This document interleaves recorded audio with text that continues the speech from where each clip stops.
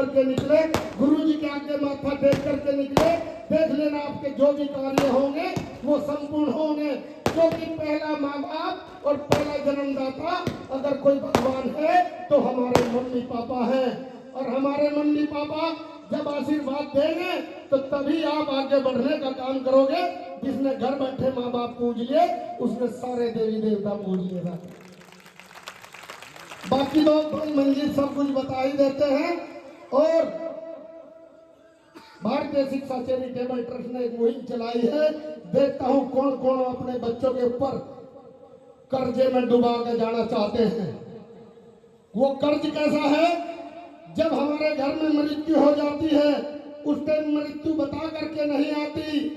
और साथियों, हम लोग मृत्यु भोज खाने का काम करते हैं। क्या मृत्यु भोज बंद होना चाहिए या नहीं? हाथ खड़े करके बोलिए, मृत्यु भोज बंद होना चाहिए। क्योंकि एक तरफ मेरी माँ भी रो रही है, एक तरफ मेरी बहन भी रो रही है, एक तरफ भाई भी रो रहा, और खाने वाले खाए जा रहे, बाजा बाजा और बाजी बाजी तो नुकैद है। इसमें नमक कम है, उसे नमक भी देना पड़े। मैयत का जूसा बड़ा टेस्ट दिख रहा था। अरे बंद करो ऐसी को ऊपर था, नहीं तो चालू करो ऐसी पर था। जब पति मर जाता था तो पत्नी को जिंदा जलाया जाता था। ऐसी ऐसी प्रथाएं जब बंद हो सकती हैं तो मृत्यु भोज क्यों नहीं बंद हो सकता? साथियों, जिसके घर पे आप कफन लेकर के जाते हो वो कफन भी डाल लेता है, सामग्री भी डाल लेता है। और जब हम कफन लेकर जा रहे तो वो जाके शमशान घाट में फूक जाता है। मंजीत भाई, अपने ही पैसे हमारे समाज के लोग उन्हें फूकता हुआ देखते हैं। अरे जितने का तुम कफन लेकर के जा रहे हो इतने पैसे आप लिफाफे में डाल करके उस परिवार को देने का काम करें जिसके घर पर मौत हुई जाती। पता नहीं उसने अपने बच्चे की फीस भरी या नहीं भरी, मास्टर भी पेपर में नहीं बैठने देता मेरी बहनों, और रिजल्ट भी नहीं देता है कि नहीं है?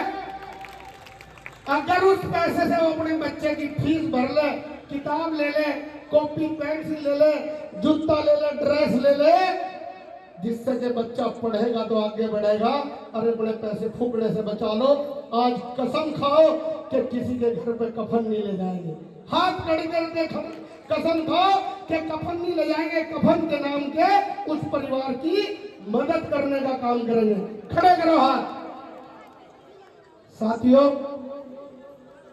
मैं अपनी वाणी को विराम देने से पहले एक शब्द और कहूंगा कि जब जब मेरी मात्र शक्ति मान जाएगी तो पुरुषों को तो मैं मना ही लूंगा। जिस दिन मेरी बहनें मान गई तो पुरुषों को तो मना ही लूंगा।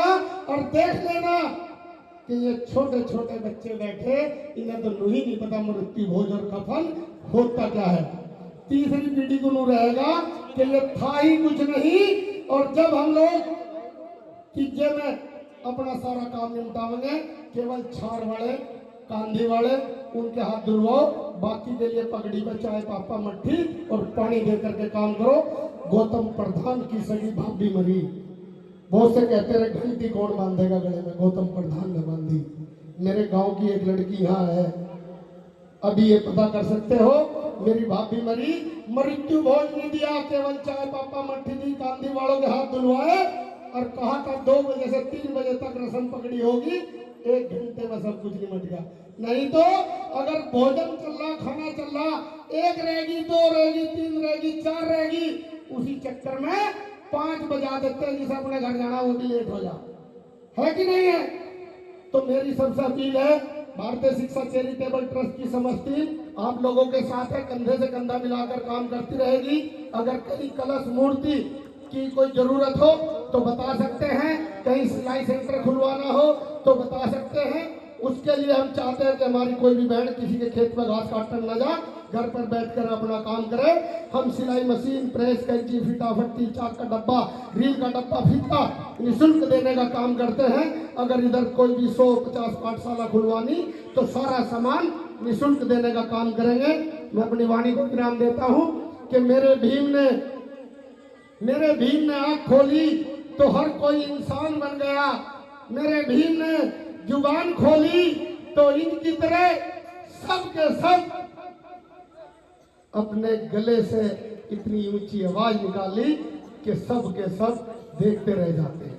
मेरे भीम ने जुबान खोली तो हर कोई तूफान बन गया, और मेरे भीम ने किताब खोली तो हर कोई विद्वान बन गया, और मेरे भीम ने कलम खोली तो देश का संविधान बन गया, संविधान बन गया। साथियों, बहुत बहुत आभार, बहुत बहुत धन्यवाद।